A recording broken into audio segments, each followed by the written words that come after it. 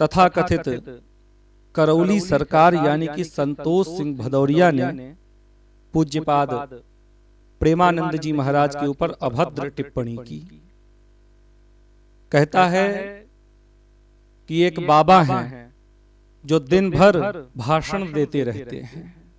इस बेवकूफ को पहले ये नहीं मालूम है कि भाषण किसे कहते हैं और प्रवचन किसे कहते हैं, और चला है गुरुओं के ऊपर अभद्र टिप्पणी करने, जजमेंट देने। तुम्हें यह नहीं मालूम कि प्रवचन किसे कहते हैं और भाषण किसे कहते हैं। पहली बात तो इस व्यक्ति को उनका प्रवचन समझ में नहीं आता है। क्यों नहीं आता है? क्योंकि भूत पूजने वाला इसे क्या समझ में आएगा शास्त्रों की बातें। हाँ? कहता है कि बाबा कहते हैं कि आशीर्वाद कुछ नहीं होता है, गुरुओं की कृपा कुछ नहीं होता है, भगवान की कृपा कुछ नहीं होती है, ऐसा ये कह रहा है। इसे तो प्रेमानंद जी महाराज का प्रवचन समझ में नहीं आता है, जो इतना सीधा बोल रहे हैं कि तुम करोगे पापाचार, करोगे तुम गलत आचरण, खाओगे मांस मुर्गा, और तुम कहोगे गुरुओं के पास आकर के कि आशीर्वाद दे दीजिए, तो वो आशीर्वाद कहीं लगेगा तुम्हें? प्रेमानंद जी महाराज ने ऐसा कहा, लेकिन इसने क्या समझा? तो आप समझ जाएंगे कि ये व्यक्ति कितने पानी में है। अरे भाई, तुम अपने आप को सनातनी कहते हो, तुम अपने आप को वैदिक कहते हो, तुम कहाँ के सनातनी हो? कौन सा शास्त्र पढ़ करके तुम आए हो? तुम्हें मालूम भी है कि भगवत प्राप्त गृहस्थ व्यक्ति भी साधु संत सन्यासी महात्माओं का अपमान नहीं कर सकता है। भगवान श्री कृष्ण ने स्वयं कहा है कि सन्यासी के रूप में मैं हूं। मैं इस समाज में यदि मेरा कोई स्वरूप, पहला स्वरूप है, तो वो सन्यासी के रूप में मैं रहता हूं। और तुम्हें यह नहीं मालूम कि संत महात्माओं का अपमान नहीं करना चाहिए। देखिए, ये व्यक्ति जानता कुछ नहीं है, शास्त्रों का केवल हवाला देता रहता है, सनातन धर्म का हवाला देता रहता है, ताकि भोले भाले लोगों को ये ठग पाए, सीधे साधे समझदार लोगों को ये ठग पाए। यदि ये सनातनी होता तो इसे मालूम होता कि महात्माओं का अपमान नहीं करना चाहिए। उन्होंने क्या बोला, तुम क्या समझे? बताओ। उन्होंने कहा कि तुम खाओगे उबाल उबाल कर अंडा और कहोगे महात्माओं के पास आकर के कि मेरा ये कष्ट दूर हो जाए, आशीर्वाद दे दीजिए। तो महात्माओं का आशीर्वाद काम करेगा? आशीर्वाद तो काम तब करता है जब तुम सत पथ पर चलते हो, तुम सही आचरण करते हो।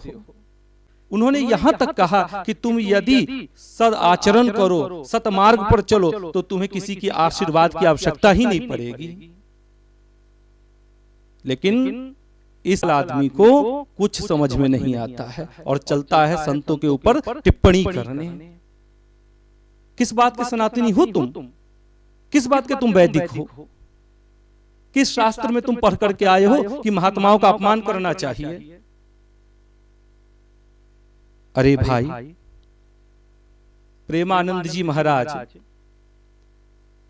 जिनकी किडनी आज से 18-20 साल पहले खराब हो गई थी, डॉक्टरों ने कहा था मात्र बाबा तुम 2-2.5 साल, अधिक से अधिक 3 साल जियोगे। आज भी बाबा भगवत नाम का आश्रय लेकर के, भगवत शरण ग्रहण करके, देखिए ना, टनाटन है बाबा। रात में 1 बजे जागते हैं, 2 बजे जमुना स्नान करते हैं और 3 बजे से उनका प्रवचन शुरू होता है। तुम कहते हो ना कि उनके इष्ट में कहां शक्ति है? यदि शक्ति होती तो उनकी बीमारी उनका इष्ट ठीक कर देता। अरे तुम जरा देखो तो सही कि वो बाबा 1 बजे जागते हैं, 2 बजे वो जमुना स्नान कर लेते हैं, 3 बजे से उनका प्रवचन शुरू होता है। एक सामान्य व्यक्ति की दिनचर्या ऐसी पाओगे तुम? एक सामान्य व्यक्ति की इतनी अच्छी दिनचर्या नहीं होगी। जो 2-3 दिन पर डायलिसिस होता है, उन महात्मा की ये दिनचर्या है। तुम बात करते हो ना कि अगर बाबा में शक्ति है, अगर बाबा के नाम में शक्ति है, तो बाबा किडनी ठीक कर लेते। तो सुनो मेरी बात, बाबा की किडनी खराब है, हर दूसरे तीसरे दिन डायलिसिस होता है, लेकिन फिर भी बाबा का तेज देखो, तुम चेहरे पर तेज देखो और अपना तेज देख लो, आईना उठा करके अपने आप को देख लो और एक बार बाबा को दिखाओ जा करके। तुमने कभी बाबा को देखा? अरे तुम कैसे देखोगे बाबा को? तुमने कभी संतों का संग किया है? तुमने महात्माओं का कभी संग किया है? कभी महात्माओं को प्रणाम किया होता? तब तुम्हें समझ में आता महात्माओं की शक्ति और ईश्वर की सत्ता। तुम तो भूत पूजने वाले, तुम्हें ईश्वर की सत्ता कहां मालूम होगी? देखिए, जब ऐसे महात्माओं के ऊपर टिप्पणी ये किया तो मुझे बहुत क्रोध आया। आज मैं मजबूर होकर के इसके ऊपर बोलने पर मजबूर हो गया, क्योंकि मुझे बहुत क्रोध आया जब इसने प्रेमानंद जी महाराज के ऊपर अभद्र टिप्पणी की। तुम तो प्रेमानंद जी महाराज के साथ साथ उन सभी महात्माओं का अपमान कर रहे हो जिन महात्माओं को रोग हो गया। अरे तुम क्या जानो कि महात्माओं को रोग क्यों हो जाता है? तुम भूत पूजने वाले, मनुष्य की पूजा करने वाले, हाँ, तुम क्या जानो कि महात्माओं को रोग क्यों हो जाता है? रामकृष्ण परमहंस वो भी तुम्हारे लिए नकली होंगे भाई, तुम ही असली हो ना, तुम ही केवल असली हो। तुम्हारे वो चश्मा लगाए वाले बाबा ही तुम्हारे गुरु असली है, बाकी तो सब नकली है तुम्हारे लिए। रामकृष्ण परमहंस मालूम है कौन थे? अरे भाई, रामकृष्ण परमहंस एक बार स्नान कर रहे थे ना, तो विवेकानंद ने देखा कि मेरे गुरुजी हमेशा अपने घुटने में पट्टी बांधे रहते हैं। उनके मन में बड़ी जिज्ञासा थी कि ये घुटने में पट्टी क्यों बांधे रहते हैं। एक दिन खोल दिया विवेकानंद ने, तो देखा कि बाबा के घुटने में घाव था और जैसे पट्टी हटाई वैसे घुटने से बल बल कीड़े गिरने लगे। इन्होंने पूछा विवेकानंद ने कि गुरुजी ये कैसे, आप तो महात्मा हैं। गुरुजी ने कहा, रामकृष्ण परमहंस ने कहा, छोड़ो, क्या करना ये सब जान करके? नहीं छोड़ो, हटाओ। नहीं नहीं गुरुजी, मुझे आज जानना है, ये प्रश्न केवल मेरा ही नहीं है, मुझे बताइए। तब रामकृष्ण परमहंस ने कहा कि पुत्र, ये जन्म जन्मांतर के पाप हैं और चलते फिरते उठते बैठते हमसे अनेकानेक पाप हो जाते हैं। जब हम चलते हैं ना, सूक्ष्म जीवाणु हमारे पैरों से दब करके मर जाते हैं, उसका भी हमें पाप लगता है। उठते बैठते हैं तो भी सूक्ष्म जीवाणु हमसे दब करके मर जाते हैं, उसका भी पाप लगता है। और जन्म जन्मांतर में हमने कौन सा पाप किया, क्या किया, हमें नहीं मालूम। हमारा वो प्रारब्ध था, वो प्रारब्ध ही इस जन्म में हमें घाव के रूप में प्राप्त हुआ।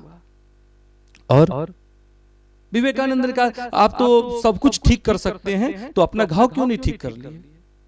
रामकृष्ण परमहंस ने कहा कि करने को तो ये मैं कर सकता हूं, लेकिन ये जो मेरा प्रारब्ध है ना, अगर मैंने अभी ठीक कर लिया तो अगला जन्म मुझे फिर लेना पड़ेगा, और केवल इस घाव के लिए मुझे सारी प्रक्रिया से गुजरना होगा, गर्भ में जाना होगा, जन्म लेना पड़ेगा, पुनः से वही कष्ट फिर से मिलेगा। इसीलिए मैं ये घाव को, इस भोग को भोग रहा हूं। तो इस जैसे भूत पूजने वाले, जैसे ये करौली सरकार, तथा कथित करौली सरकार, ये क्या जाने कि महात्माओं को कष्ट क्यों होता है, दुख क्यों होता है। अरे तुमने विवेकानंद का नाम तो सुना होगा ना, उन्हें 36 प्रकार का रोग था, 36 प्रकार का। हाँ, तुम कह दो कि वो भी पापी थे, उनके भी गुरु में सामर्थ्य नहीं था, तुम तो ये भी कह दोगे ना कि विवेकानंद में भी सामर्थ्य नहीं। अरे छोड़ो, रामकृष्ण परमहंस, विवेकानंद की बात तुम्हें क्या समझ में आएगी? तुम्हें नहीं समझ में आएगी। तुमने तो सुना होगा ना, तुम्हारे ही कानपुर में शोभन सरकार थे। 2014 का आखिरी समय चल रहा था, दिसंबर का। उस समय उनका पैर काटा गया था। किस लिए डॉक्टरों ने काटा? तो उनका पैर सड़ गया था। मैं उस समय था, मौजूद था उस समय उनके पास, मैं गया था। मैंने बाद में पूछा, जब बाबा हॉस्पिटल से वो पुनः लौट करके आ गए ना अपने धाम, अपने स्थान पर, मैंने पूछा कि बाबा आपकी ये गति, आप तो स्वयं इतने बड़े धर्मात्मा है आप, इतने बड़े महात्मा, इसको ठीक कर सकते थे, आपको क्या आवश्यकता पड़ी डॉक्टर के पास जाने की? बाबा ने कहा कि मैं अपना पुण्य क्यों खर्च करूं, है छोटी सी बात में, ये शरीर तो केवल इसी जन्म के लिए है, लेकिन मेरे पुण्य वहां तक मेरे साथ जाएगा, मैं क्यों खर्च कर लूं? जब ये डॉक्टरों से ये काम हो सकता है तो मैं अपने पुण्य को क्यों खर्च कर लूं? यदि मैं अपने आप को आज बचा लेता पैर कटने से, इस रोग से मैं अपने आप को बचा लेता, तो मुझे फिर से जन्म लेना पड़ता, और इतनी सी बात के लिए फिर से जन्म लेना पड़े, ये मुझे नहीं भाया। अरे तुम क्या जानो, महात्माओं का कभी संग किया होता, उनके चरणों में कभी पड़े होते तो तुम्हें सब मालूम हो जाता। तुम्हें ऐसा नहीं बोलना चाहिए। तुम कहते हो ना कि शिव शक्ति की शरण में आकर के वो ज्ञान प्राप्त करे, अरे तुम्हें क्या मालूम, जिनके बारे में तुम बोल रहे हो ना, वो उन्हीं शिव शक्ति के शरण में जीवन बिताए हैं, काशी में महात्माओं के चरणों में रह करके ज्ञान प्राप्त किया, और उन्हीं शिव शक्ति की कृपा से जो शिव शक्ति के पूजन का फल है, कृष्ण भक्ति, राधा भक्ति, वो उन्हें प्राप्त हुआ इसी जन्म में। तुम क्या जानो, बड़े आए महात्माओं के ऊपर टिप्पणी करने वाले। जिस दिन तुमने प्रेमानंद जी महाराज के ऊपर टिप्पणी की ना, उसी दिन से तुम्हारी उल्टी गिनती शुरू हो गई है, और मैं कहता हूं तुम जहां से चाहो वहां से तुम उल्टी गिनती शुरू कर दो। अब तुम्हारा अंत निश्चित है, क्योंकि तुमने किसे ललकारा है, तो उस महाशक्ति को ललकारा है, जिस महाशक्ति की उपासना शिव जी भी करते हैं, मां पार्वती भी करती हैं, उस राधा कृष्ण को तुमने ललकारा है। तुम्हारा अंत निश्चित है।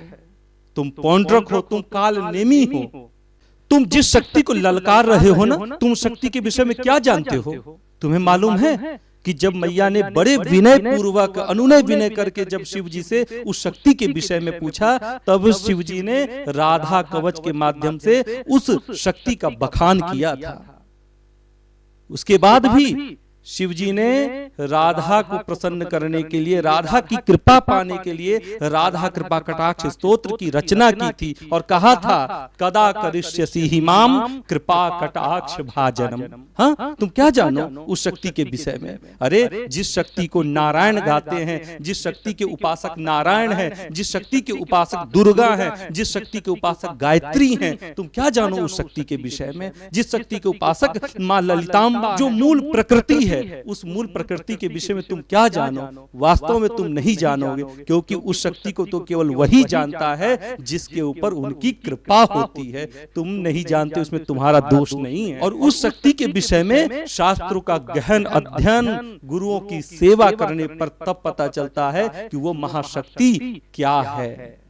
तो मैं आप दर्शकों से निवेदन करना चाहूंगा कि ऐसे पाखंडी जो सनातनी स्वयं को कहता है, स्वयं को सनातन प्रहरी कहता है, अरे कैसा सनातन प्रहरी? जो सनातन धर्म के महात्मा, जो ऐसे महात्मा जिन्होंने जीवन भर त्याग का परिचय दिया, और त्याग का परिचय दे करके उपासना मार्ग में दृढ़ होकर के अपने इष्ट की सेवा की, तुम ऐसे महात्माओं को ललकारते हो।